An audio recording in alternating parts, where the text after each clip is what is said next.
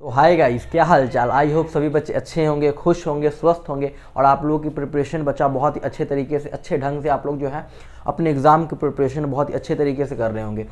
तो बच्चा आज जो है हम लोग एक टॉपिक करेंगे, ठीक ना। टॉपिक करेंगे जो टॉपिक बहुत ही इंपॉर्टेंट है और पिछले प्रीवियस ईयर में इस टॉपिक के रिलेटेड बच्चा बहुत सारे प्रश्न बन चुके हैं, यानी कि हर बार इस टॉपिक से 2 से 3 प्रश्न पक्का ही आते हैं।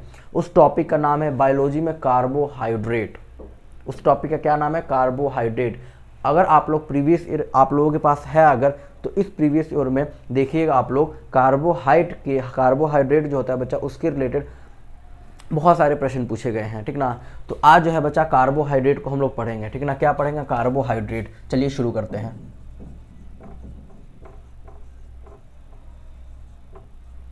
कार्बोहाइड्रेट क्या पढ़ेंगे बच्चा? कार्बोहाइड्रेट। एक बात सुनिएगा बच्चा, ये जो सेशन आप लोग देख रहे हो बच्चा, ये मैं यूट्यूब पर शाम को 7 बजे प्रीमियर के फॉर्म में, जब हमारा बायोलॉजी का सेशन होता है, ठीक ना, उसमें मैं प्रीमियर के फॉर्म में डाल दूंगा, यानी प्रीमियर लगा दूंगा, ठीक ना। यानी कि लाइव नहीं लगाऊंगा, प्रीमियर लगा दूंगा और तमाम तरह की चीज़ें बच्चा उसी समय, जितने भी यूट्यूब वाले बच्चे हैं और जितने भी हमारे पेड कोर्स वाले बच्चे हैं, ठीक ना, वो तमाम तरह की चीज़ें इसको नोट करेंगे। दोनों बैच वाले, उम्मीद बैच वाले भी, रफ्तार बैच वाले भी और जितने भी यूट्यूब के बच्चे हैं, दोनों इस चीज़ को नोट करेंगे, क्योंकि यहाँ से प्रश्न पूछा जाता है, ठीक ना। यहाँ से प्रश्न पूछा जाता है, इसलिए आप लोग इसको नोट करते चलेंगे, ठीक ना। हिंदी मीडियम वाले बच्चों के लिख देता हूँ, कार्बोहाइड्रेट पढ़ा रहे हैं हम।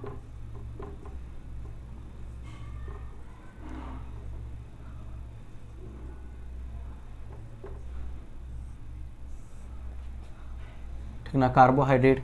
देखिए बच्चा, कार्बोहाइड्रेट आप लोगों को पता है बच्चा, हम लोग जो हैं किसी भी प्रकार का भोजन ग्रहण करते हैं तो हमारा जो शरीर है उसे दाल चावल रोटी से कोई मतलब नहीं है। दाल चावल रोटी से कोई मतलब नहीं है, वो सिर्फ हमारे भोजन को carbohydrate, protein, fat, minerals, vitamin इसके फॉर्म में पहचानता है।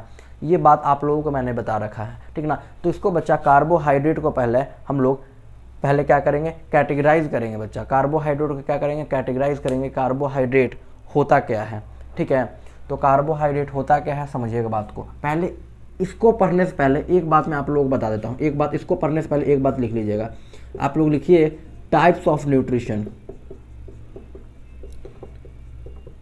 टाइप्स ऑफ न्यूट्रिशन यानी कि पोषण का प्रकार। पोषण तो आप लोगों को मैंने बता ही दिया है, पोषण का प्रकार, ठीक है। पोषण का प्रकार, पोषण तो बता ही दिया है। पोषण को तो आप लोगों को मैंने बता ही दिया है कि किसी भी भोजन को ग्रहण करना और उस भोजन का उपयोग शरीर के विभिन्न प्रक्रियाओं में उपयोग करने की विधि को क्या कहा जाता है? न्यूट्रिशन यानी कि पोषण कहा जाता है। तो बच्चा ये जो न्यूट्रिशन यानी कि ये पोषण जो है बच्चा 2 कैटेगरी में डिवाइड होता है। 2 कैटेगरी में डिवाइड होता है। एक का नाम है ऑर्गेनिक सब्सटेंसेस। एक का नाम क्या है? Organic substances. और ये मैं बार बार बोल रहा हूँ बच्चा, ये टॉपिक बहुत इंपॉर्टेंट है, बहुत बार, हर बार पूछा जाता है। SUBSTANCE सब्सटेंस यानी कि कार्बनिक पदार्थ। कार्बनिक क्या है बच्चा? पदार्थ। तो अगर कोई भी बच्चा इस टॉपिक को छोड़कर जा रहा है तो अपना जो है 5 से 10 नंबर या 15 नंबर छोड़कर जाइएगा। और ये है बच्चा इनऑर्गेनिक सब्सटेंसेस। इनऑर्गेनिक सब्सटेंसेस और कार्बनिक सब्सटेंसेस के अंडर कौन कौन से चीज़ें आती हैं उसको हम लोग डिस्कस करेंगे। इनऑर्गेनिक सब्सटेंसेस यानी कि अकार्बनिक पदार्थ। कोई आदमी अगर आपसे कहता है, अगर कोई आदमी या कोई व्यक्ति आपसे कहता है कि कार्बनिक पदार्थ खाना चाहिए, सुनते हो ना कि ऑर्गेनिक फूड हम खाते हैं, ऑर्गेनिक फूड सुने होंगे आप। रोजाना जीवन में आप किसी न किसी मुंह से तो ज़रूर सुने होंगे कि हम भैया फास्ट फूड वगैरह नहीं खाते हैं।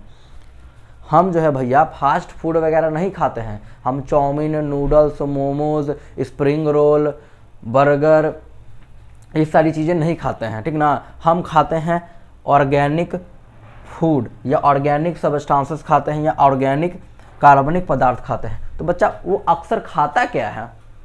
कह तो देता है कि कार्बनिक पदार्थ खाते हैं या ऑर्गेनिक सब्सटेंसेस खाते हैं, इसका मतलब क्या हुआ? वो क्या खाता है? तो आज आप लोगों को बता दो बच्चा, ऑर्गेनिक सब्सटेंस का मतलब है कि वो क्या क्या खाता है? कार्बनिक सब्सटेंस का मतलब है कि वो क्या क्या खाता है, जरा नोट करिएगा, इसको मैं यहाँ नोट करवा रहा हूँ। वो क्या क्या खाता है, तो वो खाएगा क्या, कार्बोहाइड्रेट। जो बच्चे कॉपी पे नोट अगर नहीं कर रहे हो बच्चा, तो आप लोग लगा लीजिएगा अपना हिसाब किताब। क्या होगा, कार्बोहाइड्रेट। ओके, दूसरा क्या होगा, प्रोटीन। दूसरा क्या होगा, प्रोटीन।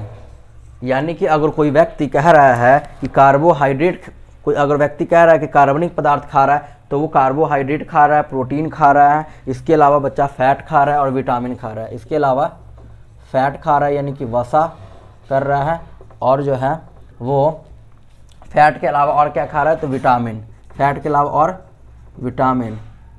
इसको थोड़ा सा लिख देते हैं ज़रा अच्छे तरीके से। विटामिन यानी कि क्या कर रहा है बच्चा, विटामिन। आप पूछिएगा अब कोई कहेगा ना कि हम ऑर्गेनिक, ज़्यादा इंग्लिश छाटेगा तो कहिएगा ना कि ऑर्गेनिक कार्बनिक फूड खाते हो, ज़रा बताइए इसमें से क्या खाते हो तुम। तो ये मेरा कहने का ये मतलब है आप लोगों से कि कार्बनिक फूड यानी कि ऑर्गेनिक फूड के अंडर बच्चा कार्बोहाइड्रेट, प्रोटीन, फैट और विटामिन आता है, ठीक ना। और उससे पहले एक बात और आप लोगों से बता दूं बच्चा कि ऑर्गेनिक सब्सटेंसेस होता क्या है। तो ऑर्गेनिक सब्सटेंसेस उसे कहते हैं जिसमें कार्बन और हाइड्रोजन दोनों मौजूद होता है। इस बात को मैंने बताया है। तो आप लोगों को क्या याद रखना है कि कार्बनिक सब्सटेंसेस वे सब्सटेंस होते हैं, यानी कि वे पदार्थ होते हैं कार्बनिक जिसमें कार्बन और हाइड्रोजन का होना जरूरी है। ओके, अब बात करते हैं बच्चा इनऑर्गेनिक सब्सटेंसेस का। अब बात करते हैं, और साथ साथ में आप लोगों को नोट करते चलना है। ये प्रीमियर में क्लास लगाऊंगा शाम को 7 बजे, अभी आप लोग जो है देख रहे होंगे, ठीक ना। तो क्या करना है, शेयरिंग भी करना है सभी बच्चों को शेयरिंग कर देना है, और लाइक बटन पे हिट कर देना है सभी बच्चों को। शेयरिंग के साथ साथ लाइक बटन पे क्या करना है बच्चा, हिट भी कर देना आप लोगों को, ठीक ना। अब बात करते हैं बच्चा इनऑर्गेनिक सब्सटेंसेस।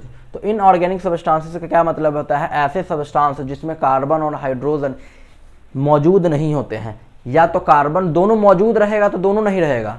कहने का मतलब कि इनऑर्गेनिक सब्सटेंस ऐसे सब्सटेंस होते हैं, ये ऐसे पदार्थ होते हैं जिसमें कार्बन और हाइड्रोजन नहीं होंगे, या दोनों में से एक नहीं होगा, या दोनों नहीं होगा, या दोनों में से एक नहीं होगा। उसे क्या कहेंगे, इनऑर्गेनिक सब्सटेंसेस यानी कि अकार्बनिक पदार्थ। तो भैया जी बताइए होता क्या है अकार्बनिक पदार्थ। तो आप लोग सीधा बोलिएगा कि वाटर। बताइए जरा, ये हम लोग जो पानी पीते हैं तो वो कौन सा पदार्थ खाते हैं, तो कहिएगा जो वाटर होता है बच्चा वो इनऑर्गेनिक सब्सटेंस होता है। आप देख भी सकते हैं इसमें हाइड्रोजन तो है पर कार्बन नहीं है, तो ये क्या हुआ, इनऑर्गेनिक हुआ। जो आप लोग कैल्शियम का सेवन करते हैं, जो आप सोडियम का सेवन करते हैं, ठीक ना, कैल्शियम का सेवन करते हैं, जो सोडियम का सेवन करते हैं, ठीक ना, ये सब क्या हुआ, ये सब क्या है, इनऑर्गेनिक सब्सटेंसेस हैं। ओके, उसके बाद आप लोग आयरन खाते हो, उसके बाद आयरन खाते हो Fe, उसके बाद मैग्नीशियम, ये सब क्या है, एक्सेट्रा आप लोग लिख सकते हैं। ये सब क्या है बच्चा, इनऑर्गेनिक सब्सटेंसेस हैं। Okay, inorganic substances. इसमें आप मिनरल्स भी लिख सकते हो, मिनरल्स यानी कि खनिज। असल वाली खेल अभी बाकी है, मुझे पता है आज के जो सेशन में कोई बच्चा अटेम्प्ट नहीं करेगा, आई नो, पर जो नहीं करेगा वो और क्या, बहुत अच्छा, जो नहीं करेगा मुझे पता है अभी जो है बहुत कम स्टूडेंट होंगे, और जो इस सेशन को, क्योंकि डिस्क्रिप्टिव किसी को पढ़ना ही नहीं है, पढ़ा के थक जाओ, यूट्यूब पर समझा के थक जाओ कि बच्चा डिस्क्रिप्टिव पहले पढ़ो उसके बाद ऑब्जेक्टिव करना। तो डिस्क्रिप्टिव नहीं पढ़ना है उन लोगों को, तो पहले इस चीज़ को सभी बच्चे आराम से प्रेम पूर्वक नोट कर लीजिए। सभी बच्चे इस चीज़ को नोट कर लीजिए, और अगर नोट नहीं होता है, मान लीजिए आप लोग नोट नहीं करते हैं और हम रब कर देते हैं, तो घबराने वाली कोई बात नहीं है, ठीक ना, घबराने वाली कोई बात नहीं है। क्यों, क्योंकि बाद में प्रीमियर के बाद बच्चा वीडियो जो है वो अपलोड हो जाएंगी, आप लोग देखकर प्रेम पूर्वक नोट्स को बना लीजिएगा। ओके, प्रेम पूर्वक नोट्स को बना लीजिएगा, ठीक है। तो इस चीज़ को सभी बच्चे नोट कर लेंगे, फटाफट नोट कर लें। मैं थोड़े सा टाइम देता हूँ आप लोगों को, लगभग 10 सेकंड का टाइम देता हूँ, सभी बच्चे नोट कर ले, फटाफट नोट कर लेंगे, ठीक है, सभी बच्चे फटाफट नोट कर लेंगे।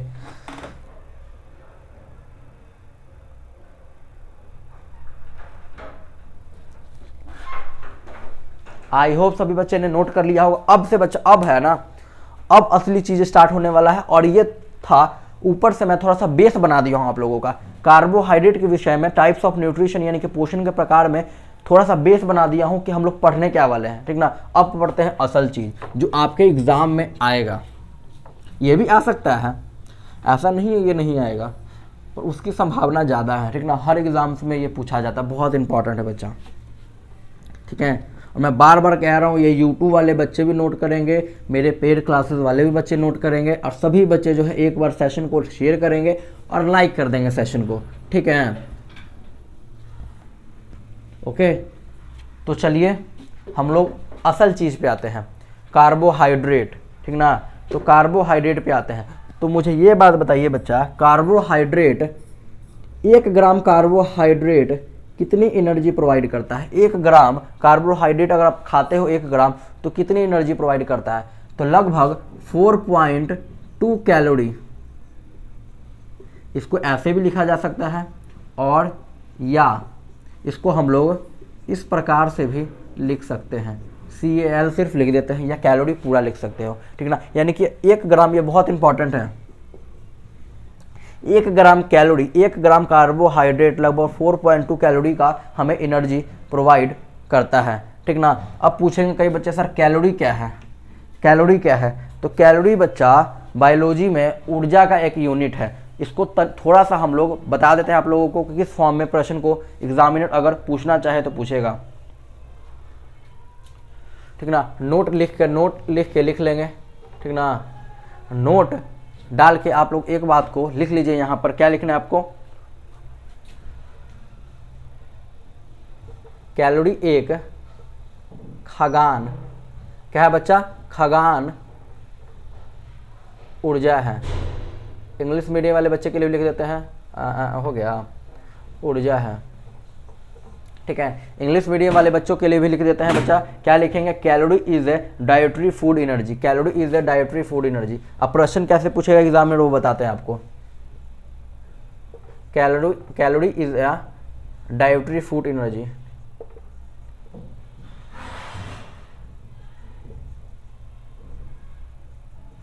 आप लोग कहिएगा सर अचानक से आप कार्बोहाइड्रेट पढ़ाना क्यों शुरू कर दिए? तो बच्चा अचानक से कार्बोहाइड्रेट पढ़ाना इसलिए शुरू कर दिए कि ये टॉपिक बहुत ही इंपॉर्टेंट है और इससे प्रश्न पूछता है।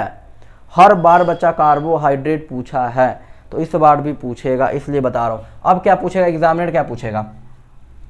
तो अगर पूछना चाहेगा तो पूछेगा कि बच्चा कैलोरी है क्या, कैलोरी क्या है? तो आप लोगों को बता दो बच्चा, कैलोरी जो है वो डाइटरी फूड एनर्जी का यूनिट है, डाइटरी फूड एनर्जी का यूनिट। अगर बच्चा मैं फिजिक्स में बात करूं कि ऊर्जा का, मैं फिजिक्स में बात करूं कि ऊर्जा का यूनिट क्या है, तो आप लोग कहिएगा जूल।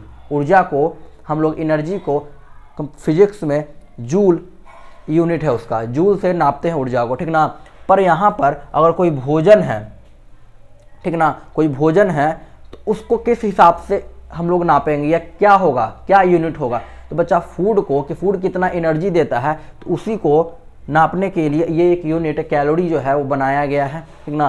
फूड का कितना एनर्जी प्रोवाइड करता है वो कैलोरी डिसाइड करता है, यानी कैलोरी बताता है। अगर एग्जामिनर पूछेगा, क्या आपसे क्या एग्जामिनर पूछेगा कि भैया जी ये बताइए मुझे कि डाइटरी फूड एनर्जी का यूनिट क्या है, डाइटरी फूड यूनिट का, डाइटरी फूड एनर्जी का यूनिट क्या है? या एग्जामिनर ये पूछेगा खगान ऊर्जा इकाई का, खगान ऊर्जा इकाई क्या है या उसका इकाई क्या है, खगान ऊर्जा का इकाई क्या है? या तो पूछेगा खगान ऊर्जा का इकाई क्या है, या तो पूछेगा डाइटरी फूड एनर्जी का यूनिट क्या है, ठीक है। दोनों में से कोई भी चीज़ पूछा जा सकता है। अब बात करते हैं बच्चा कि हमें पर डे यानी कि रोज हमें कितनी, पर डे यानी कि रोज हमें बच्चा कितनी कार्बोहाइड्रेट की आवश्यकता होती है? तो आप लोगों को बता दो बच्चा, रोज हमें 350 ग्राम कार्बोहाइड्रेट की आवश्यकता होती है। रोज हमें 350 ग्राम कार्बोहाइड्रेट की आवश्यकता होती है। तो अगर एग्जामिनर तो ये पूछेगा कि 1 ग्राम कार्बोहाइड्रेट में कितना कैलोरी होता है, या एग्जामिनर ये पूछेगा कि पर डे हमें कितनी ग्राम कार्बोहाइड्रेट की आवश्यकता होती है। अगर एग्जामिनर ये पूछ ले कि पर डे यानी कि रोज हमें कितनी कैलोरी की एनर्जी की आवश्यकता होती है, पर डे हमें कितनी कैलोरी ऊर्जा की आवश्यकता होती है। अगर एग्जामिनर ये पूछे कि 1 ग्राम कार्बोहाइड्रेट में कितनी कैलोरी होती है, आराम से बोल देना 4.2। अगर एग्जामिनर ये पूछे कि हमें भैया बताइए कि एक दिन में हमें कितनी कार्बोहाइड्रेट की आवश्यकता होती है, तो आराम से बता देंगे 350 ग्राम। अगर एग्जामिनर यहाँ पर ये पूछ दे कि ये बताइए भैया कि एक दिन में यानी कि पर डे में हमें कितनी कार्बोहाइड्रेट की आवश्यकता होती है, ये तो 350 ग्राम हो गया। पर अगर एग्जामिनर ये पूछ दे कि पर दिन में हमें कितनी कैलोरी कार्बोहाइड्रेट की आवश्यकता होती है, यानी कि पर डे में कितनी कैलोरी कार्बोहाइड्रेट की आवश्यकता होती है, कुछ नहीं करना है हमें, 350 ग्राम। एक दिन में कितना होता है, एक दिन में कितनी आवश्यकता है, 350 ग्राम कार्बोहाइड्रेट की। एक दिन में 350 ग्राम कार्बोहाइड्रेट की जरूरत होती है। तो बच्चा तो एक दिन में कितनी कैलोरी होगी, कुछ नहीं करना, 4.2 से इसको मल्टीप्लाई करो, 3 × 4.2। जरा देखते हैं यहाँ पर मल्टीप्लाई करते हैं। 350 42 2 के 0 5 10 के 0 हाथ में 1 3 2 1 7 0 5 20 के 0 हाथ में 2 4 3 12 2 14, यानी कि 00714, यानी कि कुछ इस प्रकार से। यानी कि अगर हम पूछें 1400 इस प्रकार, यानी कि इतनी कैलोरी की आवश्यकता होती। अगर एग्जामिनर ये पूछ दे कि पर डे में कितनी कैलोरी की ज़रूरत होती है, पर डे में कितनी कैलोरी की ज़रूरत होती है हमें, पर डे में 3 प्रकार से प्रश्न पूछेगा, यहाँ घुमाएगा, आप लोग घूमिएगा मत। अगर एग्जामिनर ये पूछ दे कि पर डे हमें कितनी कैलोरी की आवश्यकता होती है, तो बताइएगा 1470 कैलोरी की ज़रूरत होती है हमें। पर डे हमें कार्बोहाइड्रेट की 1470 कैलोरी की ज़रूरत होती है। पर डे हमें कार्बोहाइड्रेट का 1470 कैलोरी की आवश्यकता होती है। ठीक है, और हम लेकर रहेंगे, ठीक है, और हम लेकर रहेंगे, ठीक ना। आई होप इतना जो है चीज़ें आप लोगों ने नोट कर लिया होगा। जिस बच्चे ने नोट नहीं किया है नोट कर लेंगे, ठीक है। 3 तरीका से प्रश्न जो है बनाया जाएगा। अब स्टार्ट करते हैं असल चीज़। अब स्टार्ट करते हैं मोनोसैकेराइड, डाइसैकेराइड, पॉलीसैकेराइड क्या होता है, यहाँ से प्रश्न पूछा जाता है। जरा प्रीवियस ईयर खोल के देखिएगा, नहीं विश्वास है तो।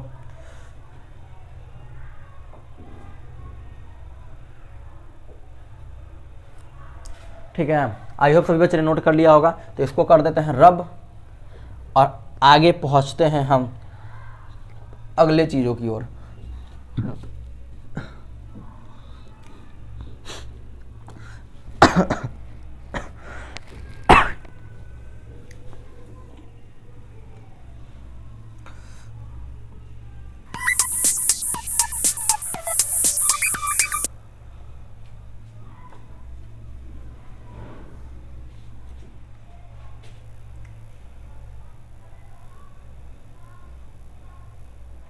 चलिए अब बात करते हैं बच्चा कार्बोहाइड्रेट।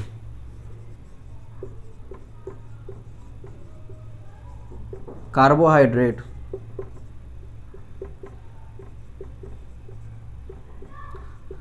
मुझे ये बात बताइए, अगर कार्बोहाइड्रेट की मात्रा अगर हमारे शरीर में बढ़ी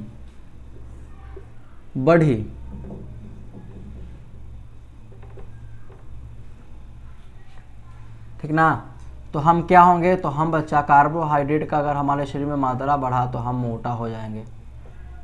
हम क्या हो जाएंगे, मोटा। अगर कमी हुई तो हम हो जाएंगे पतला हो जाएंगे और कमज़ोर भी हो जाएंगे, ठीक ना। वीक हो जाएंगे और पतला हो जाएंगे, ठीक है। इस बात को नोट करिए। और अब आते हैं मेन चीज़ पे, टाइप्स ऑफ कार्बोहाइड्रेट को। ये वेरी वेरी इंपॉर्टेंट है बच्चा, ये वेरी वेरी इंपॉर्टेंट है, वेरी वेरी इंपॉर्टेंट लिख लीजिएगा। 1 2 3 4 5 जितना लिखिए कम है बच्चा। इस टॉपिक से तो प्रश्न हर बार पूछा गया है और पूछा जाएगा, ठीक ना। टाइप्स ऑफ कार्बोहाइड्रेट यहाँ से पूछा जाएगा, इसमें जान है, इस टॉपिक में जान है। Types of carbohydrate, types of carbohydrate, carbohydrate के प्रकार,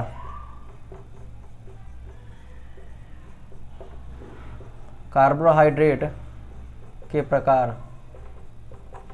तो बताइए जरा कार्बोहाइड्रेट का कौन कौन सा प्रकार होगा, कार्बोहाइड्रेट का कौन कौन सा प्रकार होगा। तो कुछ नहीं करना, पहला होगा कौन सा, मोनोसैकेराइड होता है, डाइसैकेराइड होता है और पॉलीसैकेराइड होता है। 3 प्रकार होता है। मोनोसैकेराइड होगा,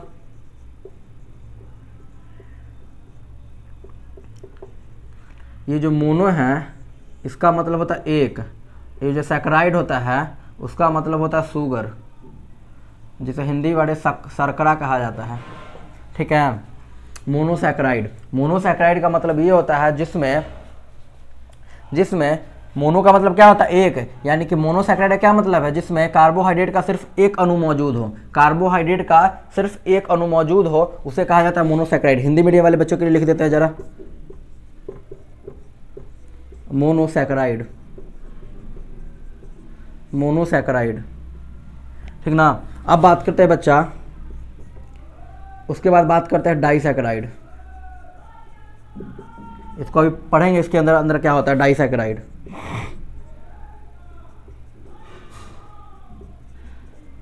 डाइसैकराइड, ये डाइसैकराइड बच्चा, डाई का मतलब क्या होता है, दो, यानी जिसमें दो या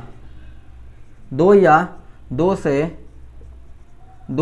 से ज़्यादा हो, क्या हो, दो या दो से ज़्यादा कार्बोहाइड्रेट के अणु मौजूद हो, कार्बोहाइड्रेट के अणु मौजूद हैं, अणु कह रहा हूँ मैं, क्या अणु मौजूद हो, सबसे छोटा यूनिट का बात कर रहा हूँ मैं, मौजूद हो, ठीक ना। उसके बाद आता है पॉलीसैकराइड, ठीक ना, क्या, पॉलीसैकराइड,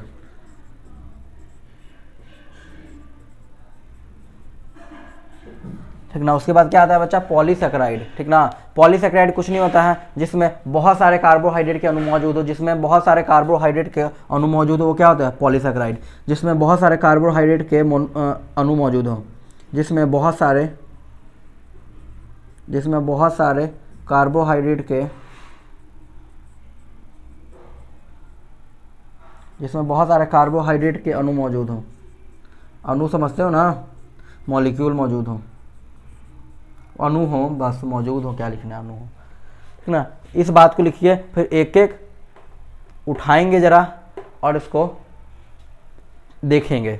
इस बात को लिखिए, टाइप्स ऑफ कार्बोहाइड्रेट में सबसे पहला कार्बोहाइड्रेट आता है मोनोसैकराइड, जिसमें कार्बोहाइड्रेट का सिर्फ एक अणु मौजूद होता है। उसके बाद आता है डाइसैकराइड, जिसमें कार्बोहाइड्रेट के दो या दो से ज़्यादा जो है अणु मौजूद हो। उसके बाद आता है पॉलीसैकराइड, पॉलीसैकराइड जिसमें बहुत सारे अणु मौजूद हो, उसे कहा जाता है पॉलीसैकराइड। ओके, इस बात को नोट करिए, ठीक ना, सभी बच्चे नोट करेंगे, फिर हम जो है आगे बढ़ेंगे अपने अगले लक्ष्य की ओर, ठीक है।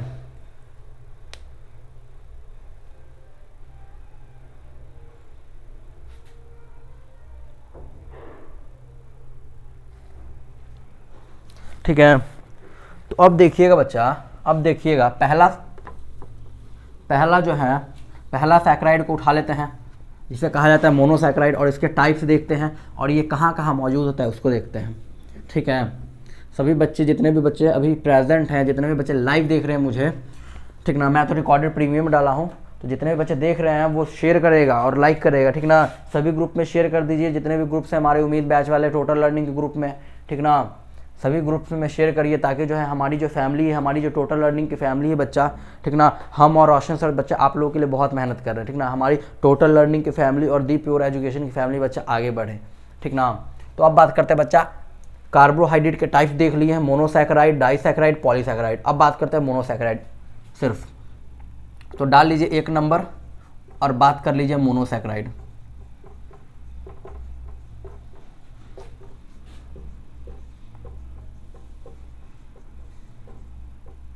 ऐसा बच्चा, ये जो चीज़ें मैं ब्लैक बोर्ड पर पढ़ा रहा हूँ ना, ऐसा कोई नहीं यूट्यूब पर पढ़ाता है, आप लोग भी पता है, ऐसे लिख लिख कर कौन पढ़ाता है।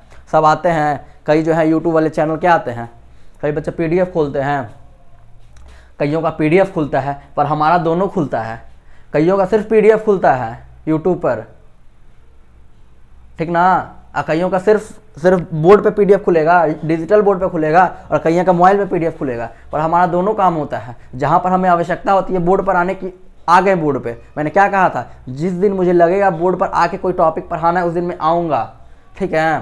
तो हम दोनों में माहिर है, बोर्ड पे भी और PDF पे भी, ठीक ना। मोनोसैकराइड, अब बात करते हैं बच्चा, इस मोनोसैकराइड के अंडर क्या आता है, तो इस मोनोसैकराइड के अंदर ग्लूकोज आता है, ठीक ना, ग्लूकोज, ठीक ना। मोनोसैकराइड के अंदर क्या आता है बच्चा, ग्लूकोज, ग्लूकोज के बाद क्या आता है बच्चा, फ्रक्टोज। पहले ग्लूकोज के बारे में बात कर लेते हैं, रुके फ्रक्टोज ही लिख देते हैं, फ्रक्टोज, ग्लूकोज, ये सारे टाइप से मोनोसैकराइड, यानी कि ये मोनोसैकराइड क्या है, ग्लूकोज, फ्रक्टोज और ग्लैक्टोज, ग्लैक्टोज, ठीक ना, ग्लूकोज, फ्रक्टोज एंड ग्लैक्टोज। सभी बच्चे इंग्लिश में ही याद करिएगा इसको, ठीक ना, ठीक ना। ये जो ग्लूकोज है बच्चा, एक बात मैंने आप लोगों को बताया था, एक बात क्या बढ़ाया था कि कार्बोहाइड्रेट जो है बच्चा हमें इंस्टेंट एनर्जी प्रोवाइड करता है। कार्बोहाइड्रेट जो है बच्चा हमें क्या प्रोवाइड करता है, इंस्टेंट एनर्जी प्रोवाइड करता है। तो कार्बोहाइड्रेट में मोनोसैकेराइड का ग्लूकोज इंस्टेंट एनर्जी प्रोवाइड करता है, यानी कि एकदम। अगर आप सभी से पूछे कि इंस्टेंट एनर्जी कौन प्रोवाइड करता है, अगर which of the following provide instant energy, इनमें से कौन सा जो है एकदम तुरंत एनर्जी प्रोवाइड करता है, तो अगर ऑप्शन में आपको ग्लूकोज मिले तो ग्लूकोज को टिक करके आइएगा, 100% सही होगा, ठीक ना। इसको मैं लिख देता हूं, इंस्टेंट एनर्जी। इंस्टेंट एनर्जी क्या देगा, इंस्टेंट एनर्जी देगा, एकदम से ऊर्जा मिलती है, एकदम से ऊर्जा मिलती है, ठीक ना, एकदम से ऊर्जा मिलती है, एकदम से ऊर्जा मिलती है, एकदम से ऊर्जा मिलती है, ठीक ना। उसके बाद करते हैं बच्चा फ्रक्टोज। फ्रक्टोज कहाँ पाया जाता है और ग्लैक्टोज कहाँ पाया जाता है। बार बार कह रहा हूँ मैं, जहाँ इंग्लिश की आवश्यकता होगी, जहाँ हिंदी की आवश्यकता होगी वहाँ हिंदी लिखूंगा, और जहाँ इंग्लिश की आवश्यकता होगी हिंदी इंग्लिश लिखूंगा। अब यहाँ मत कि सर इसको ग्लूकोज का हिंदी लिख के बताइए, इसका फ्रक्टोज का लिखाइए, ग्लैक्टोज का लिखाइए, लिखिए खुद से, नहीं तो इंग्लिश में याद करिए, ठीक है। जहाँ आवश्यकता होगी वहाँ लिखूंगा बच्चा, आप लोग क्यों टेंशन लेते हैं, जहाँ आवश्यकता होगी वहाँ लिखेंगे, जहाँ आवश्यकता होगी वहाँ लिखेंगे, ठीक ना, ठीक ना। तो बच्चा फ्रक्टोज है बच्चा, वो फलों में पाया जाता है, फलों में, यानी इन फ्रूट्स कह सकते हैं हम, ठीक ना। उसके बाद शुगर केन में, जो गन्ने खाते हो ना, गन्ना खाए हो कभी, गन्ने चूस चूस के जो खाते हैं ना, उसी में होता है, गन्ने में, ठीक ना। उसके बाद उसमें भी होता है, क्या था एक, उसमें शहद खाते हैं ना, शहद, उसमें भी होता है यही फ्रक्टोज ही होता है, शहद, जिसे हनी हम लोग कह सकते हैं, हनी कह सकते हैं, जिसे हम लोग शहद कह देते हैं, ठीक ना। अब बात करते इस ग्लैक्टोज कहाँ प्रेजेंट रहता है, अब बात करते इस ग्लैक्टोज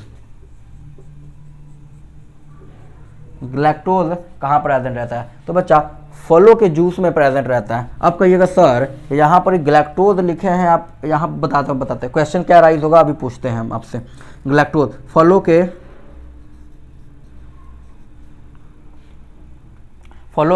जूस में, फलों के जूस में हो सकता है, ठीक ना, इन दी फ्रूट जूस, इन दी फ्रूट जूस, ठीक है, इन दी फ्रूट जूस। अब क्या बच्चे पूछेंगे मुझसे, बच्चे ये पूछेंगे सर यहाँ पर फ्रक्टोज जो है, यहाँ पर बताया आपने फलों में फ्रक्टोज पाया जाता है, और यहाँ पर बता दिए सर फलों के जूस में ग्लैक्टोज पाया जाता है। सर एक आम है, ठीक ना, उसमें सर अगर हम लोग ऐसे खा रहे हैं तो हमें फ्रक्टोज मिल रहा है, और उसका जूस निकाल के खा रहे हैं तो ग्लैक्टोज मिल रहा है, तो हम कहेंगे बिल्कुल जी ऐसे ही होता है, ठीक ना। जब आम खा रहे होते हैं ना बच्चा, आप जो कोई भी फल खा रहे होते हो, ठीक ना, उसमें फ्रक्टोज पाया जाता है, ओके, और उसी को जूस निकाल दोगे तो उसमें ग्लैक्टोज शुगर बदल जाता है, क्या बदल जाता है, फ्रक्टोज से ग्लैक्टोज हो जाता है, ओके। इस बात को आप लोगों को ध्यान में रखना होगा, ठीक ना, इस बात को आप लोगों को ध्यान में रखना होगा, इस बात को लिख लीजिए, सभी बच्चे इस बात को लिख लेंगे, ठीक ना, इस बात को लिख लीजिए, ठीक है, इस बात को सभी बच्चे जो हैं वो लिख लेंगे। आई होप सभी बच्चे ने लिख लिया होगा, और जो नहीं लिखा है वो घबराएगा नहीं, जो नहीं लिखा है वो घबराएगा नहीं, ओके।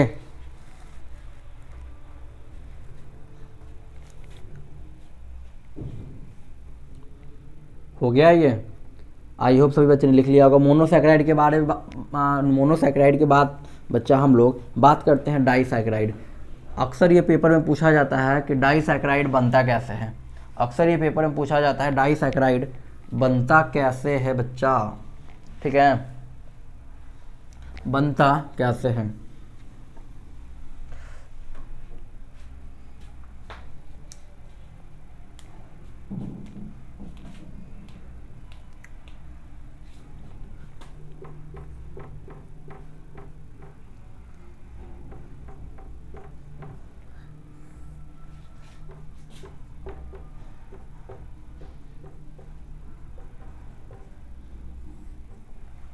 ओके तो बच्चा डाइसैकेराइड में जो पहला जो होगा वो होगा लैक्टोज। पहला क्या होगा? लैक्टोज। पहला होगा लैक्टोज। और इस लैक्टोज बनता कैसे है? ये लैक्टोज बच्चा बनता कैसे है? तो ग्लूकोज और ग्लैक्टोज को जब मिलाते हैं, ग्लूकोज और ग्लैक्टोज यानी कि मोनोसैकेराइड का फर्स्ट और थर्ड,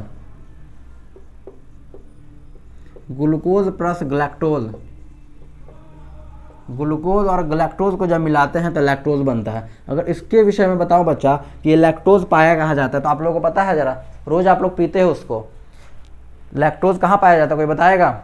रोज हम लोग क्या पीते हैं? रोज हम लोग दूध पीते हैं, तो दूध में जो मीठा मीठा थोड़ा सा लगता है ना, वो लैक्टोज के कारण होता है। ये भी प्रश्न बहुत ही इंपॉर्टेंट है कि दूध में कौन सा शुगर पाया जाता है या कौन सा शर्करा रहता है, तो आप लोग बताइएगा क्या? तो बताइएगा लैक्टोज, यानी कि दूध में, दूध के अंदर पाई जाने वाली शर्करा। यहाँ पर लिख लेंगे सभी बच्चे, दूध के अंदर पाई जाने वाली शर्करा, ठीक ना? दूध के अंदर पाई जाने वाली शर्करा यानी कि sugar found in milk, sugar found in milk, ठीक है, शुगर फाउंड इन मिल्क। दूसरा हम लोग क्या लिखेंगे? दूसरा क्या लिखेंगे? ये तो हो गया, ठीक ना, ये तो हो गया। अब बात करते हैं बच्चा माल्टोज। माल्टोज कैसे बनता है उसको देखेंगे, माल्टोज कैसे बनता है उसको देखेंगे। माल्टोज बच्चा ये ग्लूकोज के दो अणु बनाने से, ग्लूकोज के दो अणु मिलाने से माल्टोज का निर्माण होता है। ग्लूकोज का फार्मूला बताइए तो क्या होगा? ग्लूकोज के दो अणु के मिलाने से बच्चा ये माल्टोज की फॉर्मेशन होती है। ओके, ठीक है, सभी बच्चे नोट करेंगे, साथ साथ में सभी बच्चे जो हैं वो नोट भी करते चलेंगे, ठीक ना। और आप लोगों को बता दो बच्चा, ये जो है माल्टोज, ये जो माल्टोज है ये पाया जाता है काजू में, काजू में पाया जाता है, बादाम में, यानी कि जितने भी ड्राई फ्रूट्स होते हैं, या किशमिश भी लिख सकते हो,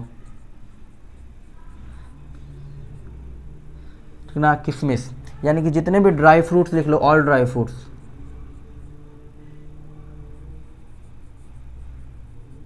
जितने भी ड्राई फ्रूट्स होते हैं सभी में क्या पाया जाता है? माल्टोज पाया जाता है। ओके, इसको नोट करिए, आगे बढ़ेंगे। लैक्टोज हो गया, माल्टोज हो गया। अब बात करते बच्चा सुक्रोज कैसे बनता है। अब बात करते हैं बच्चा सुक्रोज। सुक्रोज जो आप लोग घर में जो चीनी यूज़ करते हो ना, वो सुक्रोज ही करते हो। जो घर में जो टेबल साल्ट, जैसे टेबल साल्ट पूछा था ना कल प्रश्न कि टेबल साल्ट किसे कहा जाता है, तो आपने बताया था NaCl को, ठीक ना। जो हम लोग घर में नमक यूज़ करते हैं वो क्या होता है? NaCl होता है, उसको टेबल साल्ट भी कहा जाता है। उसी प्रकार से टेबल शुगर भी होता है, ठीक ना, वो होता है सुक्रोज। वो बताएंगे होता क्या है।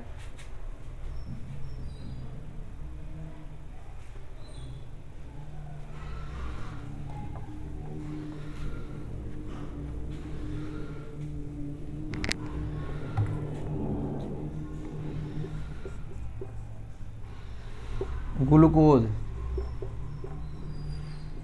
ठीक ना, क्या होगा बच्चा? ग्लूकोज। ग्लूकोज तो हो गया ना, सुक्रोज लिखने वाले थे हम, सुक्रोज, सुक्रोज होगा। अब ग्लूकोज तो हो गया है हमारा, ग्लूकोज तो लिख दिया ना, सुक्रोज ना, सुक्रोज, सुक्रोज। अब बताइए मुझे, सुक्रोज जो है, इस सुक्रोज में, ये जो सुक्रोज है बच्चा किससे मिलकर बनता है? ये सुक्रोज बच्चा किससे मिलकर बनता है? सुक्रोज किससे मिलकर बनता है? तो आप बताइएगा glucose plus fructose, glucose plus fructose. और इसी को बच्चा, इसी सुक्रोज को टेबल साल्ट कहा जाता है, सॉरी टेबल क्या कहा जाता है? टेबल शुगर कहा जाएगा, ठीक है। जो घर में हम लोग जो हम लोग चीनी यूज़ करते हैं, जो आप लोग चाय बनाते हैं, वो सुक्रोज से बनाते हैं। किससे बनाते हैं? सुक्रोज से बनाते हैं, ठीक ना। एक मज़ेदार चीज़ दिखाते हैं आप लोगों को, इसको नोट करिए पहले।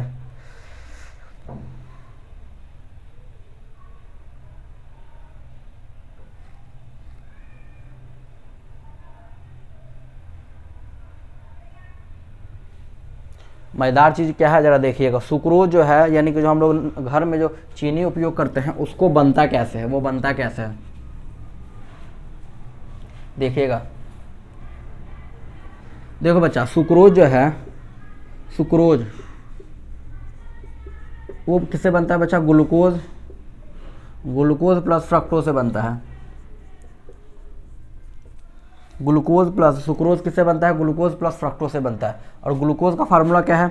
C6H12O6, और इसका भी फार्मूला वही है, C6H12O6। तो बच्चा ये दोनों को मिलाकर कैसे बनेगा? कैसे बनेगा? C12H22O11 कैसे बनेगा? होता है ना फार्मूला C12H22O11। तो इस दोनों को मिलाकर कैसे बनेगा? जब भी बच्चा सुक्रोज बनाते हैं हम लोग और इसमें ग्लूकोज और फ्रक्टोज को मिलाकर सुक्रोज बनाते हैं तो हमेशा एक वाटर रिलीज करता है, वाटर साथ में बनता है। तो एक वाटर हम लोग बना दिए। अब बताइए जोड़िए जरा, कार्बन कितना होगा? तो 6 कार्बन इधर, 6 कार्बन इधर, यानी कि कितना हुआ? 6 12, मामला फिट है। यहाँ पर H का कितना है? हाइड्रोजन कितना है? 12 और हाइड्रोजन 12, कितना होगा? 24। 24 और इधर 2 निकल गया तो कितना बचा? 24, टोटल हुआ 24। और वाटर के रूप में 2 हाइड्रोजन निकल गया तो कितना? H22। इधर देखिए जरा, O6 है और O6 है, यानी कि 6 दूनी 12, ठीक ना। 12 में से 1 निकाल गया यानी कि 11, यानी कि O11। जरा देखिए ये बना, ये सुक्रोज बना, जो चीनी बनाई है, ठीक ना। तो इस तरीके से जो है वो बनाया जाता है, ठीक है। आई होप सभी बच्चे ने जो है इन तमाम चीज़ों को नोट, बच्चा बहुत इंपॉर्टेंट है।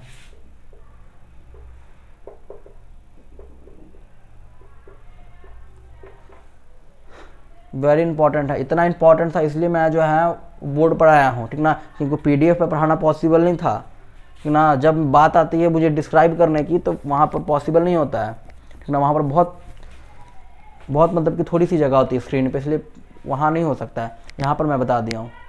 और यही बात कहेंगे सर आप लाइव आकर क्यों नहीं पढ़ाएं? बच्चा नेट की थी कमी, ठीक ना, नेट की कमी, इसलिए लाइव आकर नहीं पढ़ाता। नहीं तो इस टॉपिक को आप लोग को लाइव आकर पढ़ाता शाम को, ठीक है। नेट की बहुत बफरिंग होती है, ठीक ना। और नेट की बच्चा बहुत ही मतलब कि कह सकते हो कमी भी कह सकते हो, ठीक ना, कमी भी है, ठीक ना। क्योंकि अल्टीमेट मुझे 2 GB ही मिलता है, मतलब कि 2 GB का ही रिचार्ज होता है, ठीक ना। और 2 GB मुझे पेड कोर्सेज को भी पढ़ाना होता है, आप लोगों के यूट्यूब पर वीडियोज़ भी डालना होता है, ठीक ना। बहुत मैनेज करके चलता हूँ मैं भी, इसलिए जो नहीं है रिकॉर्डेड फॉर्म, प्रीमियर फॉर्म में डाल रहा हूँ, ठीक ना, ठीक है। इस बात को नोट कर लीजिए। उसके बाद हम पढ़ेंगे पॉलीसैकेराइड, और पॉलीसैकेराइड को पढ़ते हुए इस चीज़ को कर देंगे स्वाहा, इस चीज़ को क्या कर देंगे? स्वाहा, यानी कि ख़त्म, ठीक ना। पॉलीसैकेराइड पढ़ेंगे, पॉलीसैकेराइड कैसे बनता है तो आप लोगों को बताया बच्चा। पॉलीसैकेराइड यानी कि बहुत सारे कार्बोहाइड्रेट के अणु जो हैं वो मिलेंगे आपस में तो पॉलीसैकेराइड का निर्माण होगा, ठीक है। और आप लोग कमेंट में ज़रूर लिखिएगा बच्चा कि आप लोगों का सेशन कैसा लगा, ठीक है। आप लोगों को बच्चा हेल्प लग रहा है कि नहीं, हेल्प है कि नहीं, ठीक है, हेल्पफुल है कि नहीं। ये जो सेशंस मैं लगवा रहा हूँ या लगा रहा हूँ, या जो रोशन सर भी लगा रहे हैं या हम भी लगा रहे हैं, बच्चा हेल्पफुल है कि नहीं, ठीक ना। तो अब बात करते हैं बच्चा पॉलीसैकेराइड, ठीक ना, polysaccharide, okay.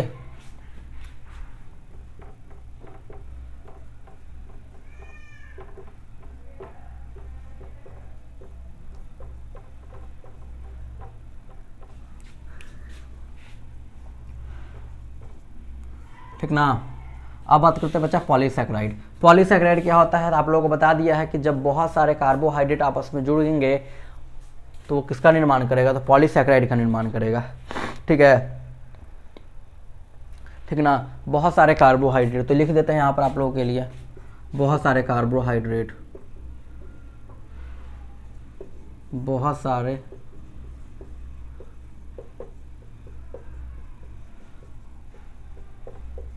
Carbohydrate, many carbohydrate,